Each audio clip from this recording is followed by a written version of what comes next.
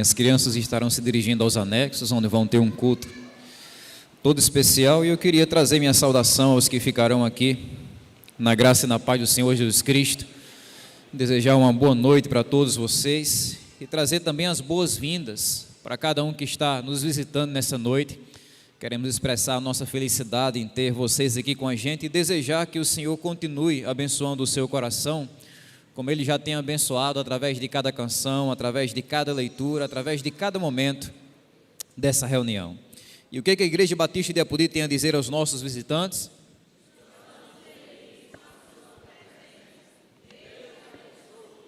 Deus te abençoe. Amados, quero convidar vocês juntos para, como já divulgado, abrirmos a palavra no Evangelho que Mateus escreveu, e vamos fazer a leitura no capítulo 9 do Evangelho de Mateus, do versículo 35 ao versículo 38, para a gente pensar um pouquinho nessa noite sobre a movimentação da evangelização. A ideia é que eu venha expor a palavra nessa noite, e já vou adiantando para os irmãos que vou precisar sair um pouco mais cedo, antes do término do culto, para servir os nossos irmãos aí na congregação do Bacurau, ministrando a ceia para eles no finalzinho do nosso culto. Mas nós vamos ler esse texto e entender o que Deus tem a falar através dele, sobre esse assunto tão relevante para a nossa vida espiritual e nossa vida como igreja, que é o assunto da evangelização. Mateus capítulo 9, verso 35 e versículo 38, a palavra do Senhor diz assim: E Jesus percorria todas as cidades e aldeias, ensinando nas sinagogas, pregando o evangelho do reino e curando todo tipo de doenças e enfermidades. Ao ver as multidões, Jesus se compadeceu delas, porque estavam aflitas e exaustas, como ovelhas que não têm pastor. Então Jesus disse aos seus discípulos: A seara é grande, mas os trabalhadores são poucos. Por isso, peçam ao Senhor da seara que mande trabalhadores para a sua seara. Que Deus assim nos abençoe com essa passagem das Escrituras. Se a gente parasse nessa noite para analisar como aconteceu a experiência de salvação de cada pessoa que se encontra nesse lugar, como é que cada um encontrou Jesus, como é que cada um foi transformado, como é que cada um recebeu o Evangelho, a gente notaria que essa experiência de salvação aconteceu de uma maneira muito variada. A nossa experiência de salvação é muito única, é muito diferente de crente para crente. A gente poderia notar uma pessoa nessa noite que foi salva já na mais tenra idade, quando era novinho, outro foi salvo na adolescência, outro foi salvo já na vida adulta, na velhice. A gente notaria uma pessoa que foi salva logo de primeira, ouviu o Evangelho, se arrependeu dos pecados, confiou em Jesus. Outra pessoa passou por um longo período vindo para a igreja, realizando e participando de estudo bíblico, para depois encontrar a salvação. A gente encontraria alguém aqui que foi salvo em Apodi, a gente encontraria alguém que foi salvo em Mossoró, a gente encontraria uma pessoa que foi salva do pecado A, outra pessoa, outro crente que foi salvo do pecado B e outro do pecado C. A nossa experiência de salvação muda muito de crente para crente. Mas um fator em comum que a gente perceberia nessa entrevista sobre a nossa experiência de salvação é que toda a nossa experiência de salvação aconteceu através daquilo que nós chamamos de evangelismo, ou seja, ela aconteceu quando uma pessoa usada por Deus se aproximou de nós, compartilhou o Evangelho e isso resultou na nossa salvação, seja através de um evangelismo num raio, pessoalmente, na internet, num panfleto evangelístico, mas o fato é que o caminho até Jesus Cristo que a gente encontrou, ele foi pavimentado pelo evangelismo. Alguém que foi usado por Deus para nos falar sobre um Jesus que nos trouxe salvação. Foi nesse caminho que a gente acreditou nas boas novas, foi nesse caminho que a gente se arrependeu dos nossos pecados, foi nesse caminho que nós fomos reconciliados por Deus. Humanamente falando, igreja, o presente mais inestimável e inacreditável que eu e você já recebemos na nossa vida, ele foi entregue pelas mãos do evangelismo. Isso mostra para nós que quando a gente fala sobre evangelismo, a gente está falando sobre uma das coisas mais importantes que eu e você podemos fazer nesse mundo. O evangelismo é um ato de implicações eternas.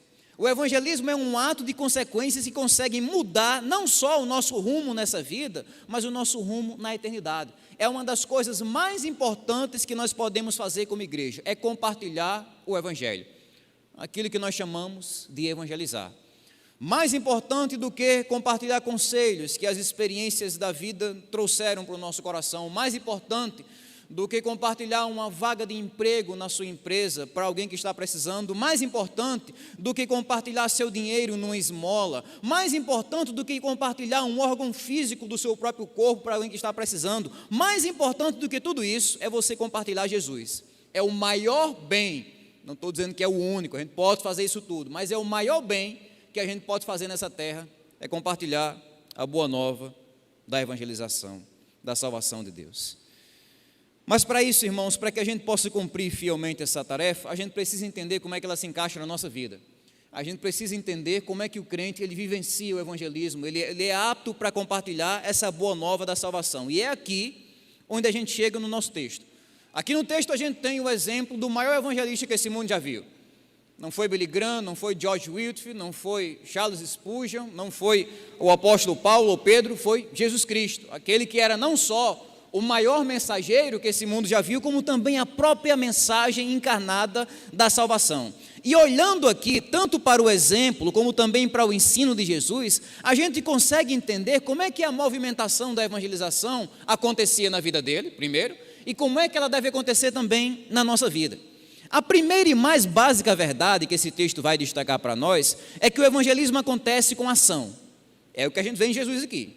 Um Jesus que está agindo, percorrendo ali os diferentes lugares, para quê? Para evangelizar, para compartilhar a boa nova. Se a gente lê tanto essa passagem, como também o restante do Evangelho de Mateus, o restante dos evangelhos que registram a vida de Jesus Cristo, a gente sempre vê um Jesus que está em movimento, um Jesus que sempre está agindo para que mais e mais pessoas conheçam a mensagem do Evangelho, mesmo que ele esteja inserido num contexto que é totalmente desfavorável para isso que ele está fazendo, ele continua fazendo isso. Porque a essa altura do ministério de Jesus, irmão, Jesus estava sob fogo pesado. Sabe, ele estava abrindo a boca dele para falar num contexto onde as pessoas queriam fazer ele se calar. Ele não pregar essa mensagem. A gente vê a família de Jesus chamando ele de maluco, não estava nem se alimentando naquela correria do ministério, ele está doido, ele está fora de si. A gente vê os fariseus chamando Jesus Cristo de lunático, de mentiroso. Lá no capítulo 12 de Mateus, vão chamar Jesus de ser o próprio agente do diabo, mas a reação de Jesus a esse tipo de acusação, de ataque, qual foi? Foi a evangelização. Ele perseverou na missão dele, sabe? Ele não deixou o barulho do mundo em silenciar a sua boca, ele não deixou o ódio do mundo matar o amor que ele tinha para compartilhar. Foi por isso que ele evangelizou, né? Ele continuou percorrendo aqueles lugares, mostrando para nós uma lição bem interessante, logo de início nesse contexto, que muitas vezes, meus irmãos, a nossa missão da evangelização, ela vai acontecer debaixo do fogo da perseguição. Vai acontecer com a gente a mesma coisa que aconteceu com Jesus, pessoas que nós vamos encontrar na nossa caminhada, que não só não querem acreditar na nossa mensagem, como também não querem que outras pessoas acreditem, e não querem, ao menos, que você pregue essa mensagem. O resultado disso é nós compartilharmos o Evangelho e a nossa esperança num mundo onde nós somos intimidados, pressionados e ameaçados para a gente se calar. E muitas vezes, debaixo dessa pressão, a nossa reação é diferente da reação de Jesus.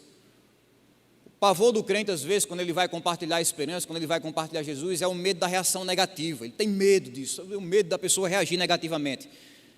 Mas vejam, mesmo que as pessoas estivessem reagindo negativamente ao ministério do próprio Jesus Cristo, mesmo assim ele perseverou. Ele está mostrando para nós, através do seu exemplo, que a nossa missão de evangelizar, ela nunca pode ser cancelada por nenhuma tentativa desse mundo de nos intimidar ou nos fazer calar. Não sei se existe, se não existe a gente vai criar, mas a missão que nós temos é uma missão incancelável. É uma missão que não pode ser cancelada por nenhum ataque que a gente encontre lá fora. Mas além disso, outra verdade sobre o evangelismo de Jesus é que esse evangelismo era um evangelismo imparcial, né? O texto vai dizer no versículo 35, Jesus percorria todas as cidades e aldeias. Num primeiro instante, Pode parecer que Mateus ele está simplesmente trazendo para nós aqui algumas informações geográficas aleatórias sobre o ministério de Jesus. Ele foi por ali, ele foi por lá, ele foi para o sul, ele foi para o norte. Mas se a gente olhar direitinho para esse texto, a gente encontra um sentido maior aqui, irmãos. Por um lado, a gente vê Mateus falando das cidades, né?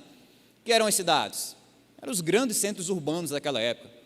O lugar onde estavam os maiores estudiosos, a melhor medicina disponível daquela época, as melhores tecnologias, o lugar onde podia se encontrar as melhores oportunidades de trabalho, as maiores concentrações de riqueza, era ali, era naquele contexto urbano das cidades.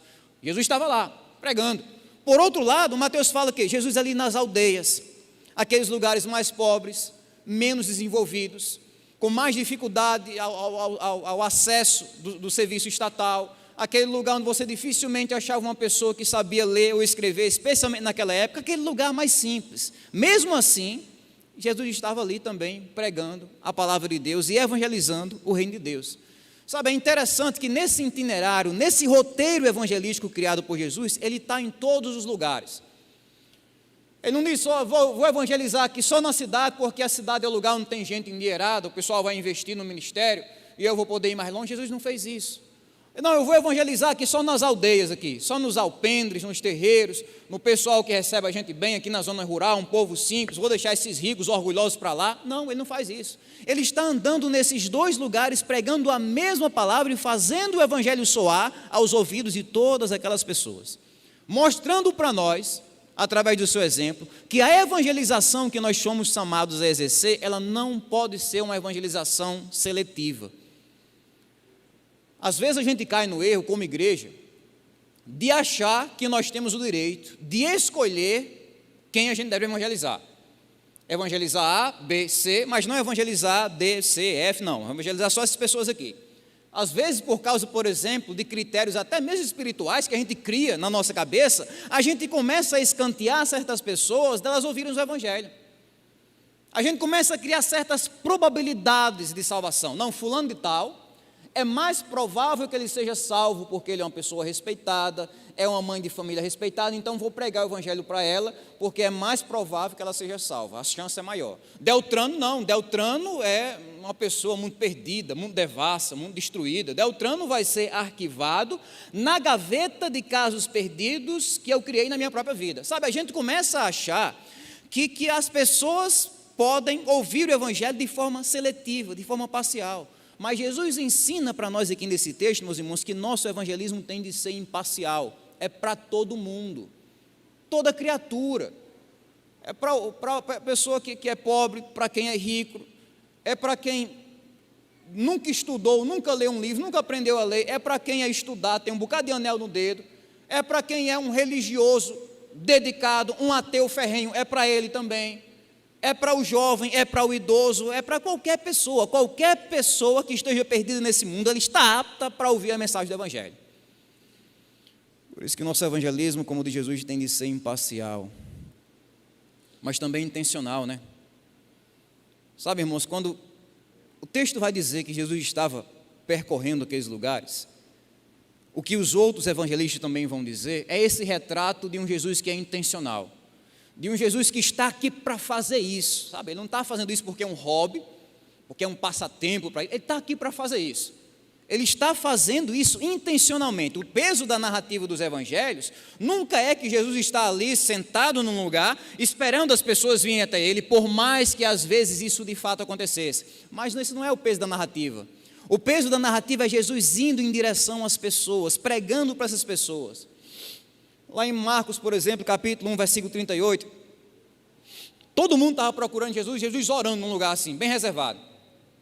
Pedro chega para Jesus, está todo mundo procurando o Senhor, o que o Senhor está fazendo aqui? Aí Jesus diz lá, vamos a outros lugares, aos povoados vizinhos, a fim de que eu pregue também ali, pois foi para isso que eu vim para fazer isso. Isso aqui é a minha intenção, isso aqui é a minha missão de vida. Eu vim para fazer o evangelho conhecido. Nós vemos um Jesus que é intencional na evangelização. E isso é para nós também, que somos seguidores de Jesus, que seguimos os passos do nosso mestre. A nossa evangelização, meus irmãos, ela precisa ser fruto da nossa intenção. Uma das coisas que eu e você precisamos abandonar como crentes é a ideia do evangelismo acidental. Eu vou falar de Jesus, mas só quando surgia aquela oportunidade perfeita dentro de mim. Quando alguém assim me parar no meio da rua e perguntar: você conhece Jesus? Você pode falar dele para mim? Aí eu evangelizo. Mas também, se ninguém perguntar, eu não falo nada. Quando surgia aquela oportunidade de colocarem assim o microfone na minha mão, aí eu evangelizo. Não, a gente não deve viver um evangelismo acidental, a gente precisa viver um evangelismo intencional. Não é só ficar esperando por uma oportunidade no ano, não, é você desejar, orar, criar oportunidade para que assim você consiga evangelizar.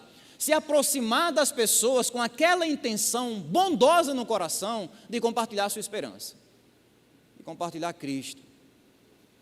Não estou dizendo para você ser um crente chato, a gente não precisa ser um crente chato. Sabe aquele crente chato? Tudo ele vê um copo d'água assim: Deus, isso aqui é a água da vida, viu? Se você não beber dessa água da vida, você vai para o inferno, está sabendo disso? O inferno é quente, viu? Não é o crente chato, o crente intrometido, o crente que larga lá um Jesus te ama totalmente descontextualizado e acha que está salvando o mundo. Não é isso, meus irmãos, mas é a gente, sabe, se esforçar mais para criar oportunidades do que para esperar por oportunidades. Sermos intencionais, trocar a nossa inatividade pela intencionalidade. Às vezes tem crente que, quando deseja a salvação de alguém, ele pensa assim: essa pessoa vai ser salva um dia ela vai entrar aqui na igreja, ela vai ouvir o evangelho e vai ser salva. É só isso que ele consegue pensar. É tudo que ele consegue extrair de todas as possibilidades que ele pode fazer. A pessoa vir para o culto, ouvir o evangelho e ser salva. Às vezes isso acontece, mas no plano de Deus, para mim e para você, é que aquela pessoa, ela conheça o evangelho através da nossa vida, do nosso testemunho diário, quer ela coloque os pés aqui ou não. Porque Jesus não disse: sentem numa igreja e esperem o mundo vir até vocês. Ele disse: vão em direção ao mundo. Vão no trabalho, na faculdade, no supermercado, no posto de gasolina, numa esquina, numa calçada, numa universidade, na família, onde quer que vocês estejam. Vão em direção às pessoas e compartilhem o evangelho. Um evangelismo de fato intencional. Mas outra marca dessa ação de Jesus em evangelizar, e essa eu digo com bastante cuidado, é que o evangelismo de Jesus também é integral. O texto vai dizer no verso 35, ele está ensinando nas sinagogas, pregando o evangelho do reino e curando todo tipo de doenças e enfermidades. Essa é a forma de Mateus descrever para nós que o alcance que o ministério de Jesus tinha na vida das pessoas era completo. Jesus abençoava as pessoas por dentro e por fora. Jesus abençoava as pessoas no lado material, mas também no lado espiritual. Um Jesus que abençoa no lado espiritual, ele prega a palavra, ele convida as pessoas para se arrependerem, ele denuncia o pecado, ele mostra o caminho para o reino de Deus, mas também um Jesus que abençoa a parte material do ser humano.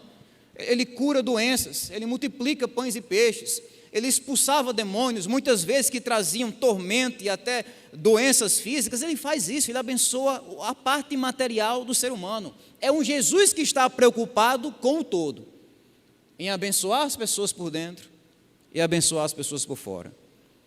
Como igreja, a gente precisa fazer a mesma coisa. Eu sei que manter o equilíbrio nesse assunto é algo que tem levado muitas igrejas e muitos crentes a caírem dessa corda bamba, ou para um extremo ou para o outro. Tem aqueles crentes, por exemplo, que caem no extremo do lado material. Não, só é preciso ajudar as pessoas materialmente falando. É só você dar uma cesta básica, é só você pagar um papel de energia, é só você ajudar a comprar um remédio, é só você contribuir para um exame, é só você oferecer uma oportunidade de emprego, é só você se envolver num projeto social e aí tudo vai estar resolvido. E não está. Você pode dar 1000 cestas básicas para uma pessoa, se ela não conheceu Jesus, não se arrependeu, ela vai continuar perdida. Então o lado material não resolve. Por outro lado, tem aqueles crentes que caem no extremo do lado espiritual, né? São crentes que são apáticos, frios, indiferentes e desinteressados pelo sofrimento físico das pessoas que pedem por ajuda e acham que a solução é só evangelizar. Não, é só evangelizar. Essa turma aqui, ela olha para o Rio Grande do Sul como está agora e diz: a solução é uma carreta cheinha de panfletos evangelísticos, aí tudo vai estar resolvido. Não é. O povo está precisando de roupa, o povo está precisando de alimentos, está precisando de reconstruir a vida deles. Não é só evangelizar. Existe o lado material da coisa. Quando a gente olha para o exemplo de Jesus, meus irmãos, a gente não vê ele em um desses extremos, a gente vê um Jesus aqui agindo nas duas coisas. É por isso que como igreja a gente faz isso. Aqueles de vocês que são mais atentos, vocês entraram na igreja, olharam para a sua esquerda ali e vocês viram umas cestas cheias de alimentos, que todos os meses a gente está ali juntando, distribuindo, fora a quantia financeira, nosso também da igreja, que a gente destina para ajudar pessoas materialmente, porque isso faz parte da nossa missão como igreja. Isso faz parte. Um projeto humanitário, um projeto social, a gente está envolvido nisso, porque foi o que Jesus fez pelas pessoas. Ele deu pão, ele curou, ele abençoou, ele ajudou. Mas a pregação do Evangelho, ela sempre vai continuar sendo um valor insubstituível, um valor inegociável e único na nossa missão. Porque apesar, ou mais do que ajudar as pessoas nas suas necessidades materiais, a gente ajuda elas nas suas necessidades espirituais, abençoando elas assim por dentro e por fora, em um evangelismo que é integral. Integral. Mas, meus irmãos, prosseguindo aqui no texto, outra marca do evangelismo que a gente percebe aqui em Jesus, além da ação intencional, integral, imparcial, a gente vê também um evangelismo que acontece com visão.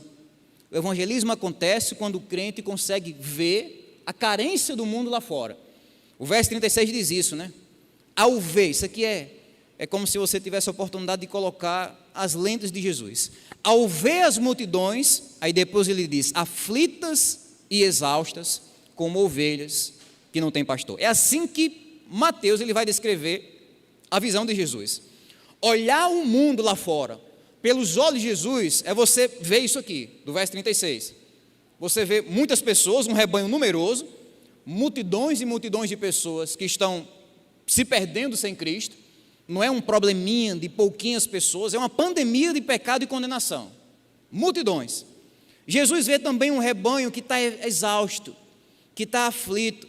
Eram pessoas que estavam tentando cumprir aquelas regrinhas religiosas que os fariseus estavam criando para conseguirem salvação, regras essas que nem procediam de Deus e muito menos levavam para Deus. E o pessoal estava cansado de tentar obedecer aquilo tudo, aquela religiosidade que não fazia sentido. Um rebanho que estava também abandonado, né? Como o texto vai dizer, porque aqueles que teoricamente deveriam cuidar do povo, escribas, fariseus, mestres da lei, na verdade estavam destruindo o povo, se aproveitando do povo. Quando Jesus olhava para aquelas pessoas, era assim que ele via elas. Ele enxergava além da carcaça, ele enxergava além das aparências, ele via a carência espiritual daquelas pessoas que viviam sem Deus.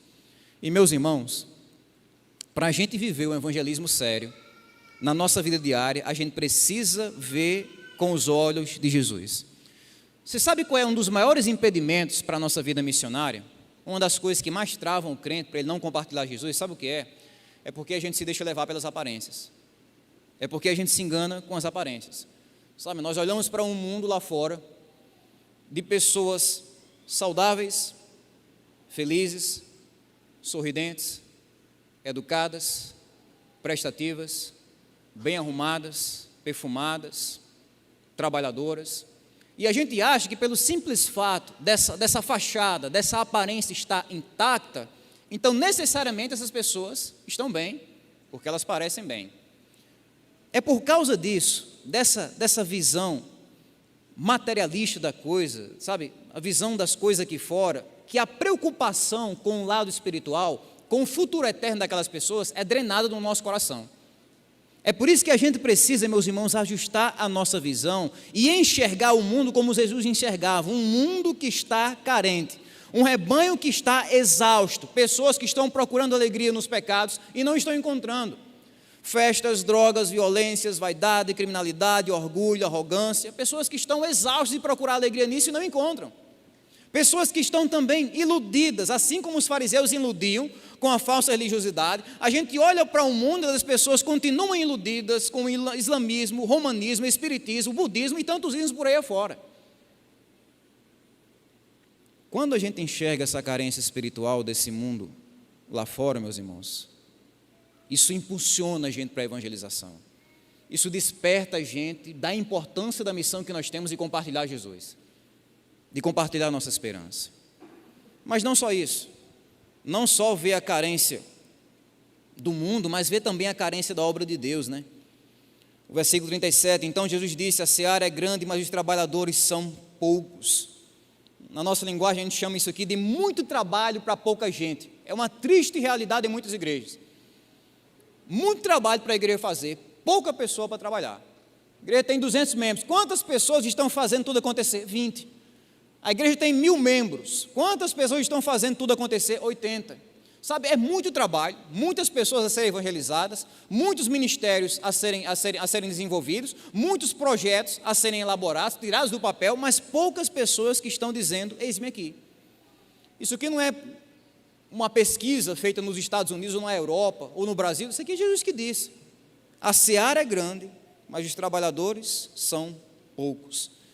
É por isso que Jesus mostra uma outra movimentação da evangelização, que é a oração. A oração. Ele vai dizer, por isso, por causa disso, dessa carência do mundo e da obra de Deus, peçam ao Senhor da seara que mande trabalhadores para a sua seara. Essa aqui é a receita certa da gente lidar com a carência do mundo, a carência da obra de Deus. É joelho no chão, irmãos. É orar por missões. A oração é a base da evangelização. Os negócios do crente só orar por emprego, só orar por saúde, só orar por bens materiais, só orar por conquistas pessoais, não está certo. Jesus está mostrando, orem, peçam, ou seja, com humildade, né? Você não vai determinar Deus a fazer alguma coisa, peçam humildemente, pedir a quem? Ao Senhor da seara, aquele que é o dono da obra. Ele é o principal interessado, ele é o principal responsável por fazer tudo acontecer, mas é nosso privilégio orar a ele para que as coisas aconteçam. Peçam ao Senhor da seara, por quem? Para que Deus desperte mais vocacionados, mais pessoas para trabalhar. Os irmãos que são mais inteirados das nossas sessões e liderança, a gente tem campos muito sedentos do nosso trabalho da Igreja Batista de Apodi. Felipe Guerra, Itaú, igrejas que a gente poderia plantar nesses lugares. Às vezes a gente olha para um lado e para o outro, e cadê os vocacionados? Cadê as pessoas dispostas a dizerem eis-me aqui? É por isso que Jesus, meus irmãos, está dizendo isso. Orem para que Deus mande trabalhadores para a sua seara. Peçam por isso. É essa oração que fortalece a nossa evangelização como igreja. Geralmente a gente pensa em evangelização apenas em falar com as pessoas, não é só isso, é falar com Deus em favor das pessoas. É por isso que Jesus está mostrando a importância da oração na evangelização. Talvez você nunca se veja pegando o microfone na mão e pregando, mas você pode orar por quem está com o microfone, você pode orar por quem está ouvindo o microfone, você pode orar para participar dessa coisa toda e quem está realizando como igreja. É orarmos e pedimos a Deus, secretamente, anonimamente, para que o reino dele venha avançar, como Jesus nos ensinou na oração do Pai Nosso. Mas em último lugar, meus irmãos, depois da oração, uma última coisa que nós descobrimos aqui no exemplo de Jesus, é que o evangelismo acontece também com compaixão. Foi o que Jesus sentiu, né? O verso 36 diz isso, ao ver as multidões, Jesus se compadeceu delas. Isso é totalmente diferente da postura dos fariseus. Os fariseus daquela época, como João vai registrar no capítulo 7, versículo 49, odiavam o povo, tinham nojo do povo. Eles vão dizer, esse povo que nada sabe da lei de Deus, esse povo é maldito, esse povo é um povo nojento. Era como os fariseus pensavam. Mas Jesus não, Jesus tem uma compaixão. Mateus vai dizer, olha, quando ele viu aquela cena, aquelas pessoas sem Deus, iludidas, destruídas, procurando alegria no pecado, eu vi o coração dele se contorcer, eu vi a compaixão dele, sabe, expressa no seu olhar por causa da degradação espiritual e física do mundo. Um Jesus que teve compaixão do perdido. Mais tarde no Novo Testamento, lá em Romanos capítulo 9, o apóstolo Paulo ele vai dizer esse mesmo tipo de sentimento. Romanos capítulo 9, do versículo 1 ao 3, Paulo vai dizer uma das palavras que para mim são as mais fortes, bota aí Carlinhos para nós, Romanos 9, do 1 ao 3, é um dos textos mais intensos sobre compaixão no Novo Testamento. Romanos 9, do 1 ao 3, Paulo diz isso, do 1 ao 3, começando do 1, Carlinhos.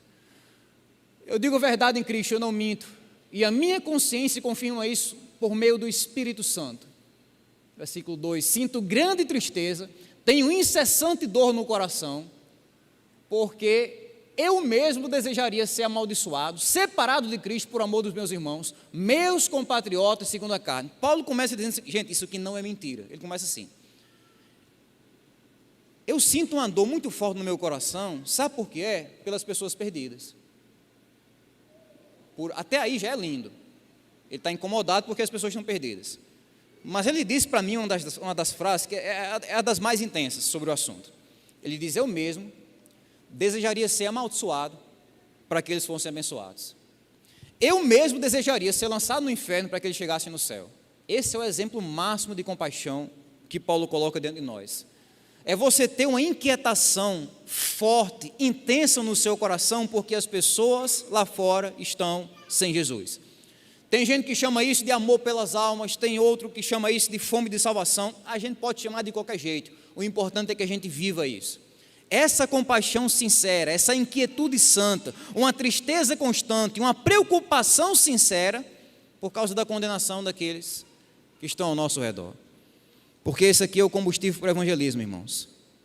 Nossa motivação em evangelizar não é a gente encher essa igreja, não é a gente competir com a denominação vizinha, não é a gente aumentar a receita financeira da igreja, longe disso. A nossa motivação em evangelizar é compaixão. A compaixão pelas pessoas que estão lá fora, caminhando em direção ao futuro terrível na eternidade.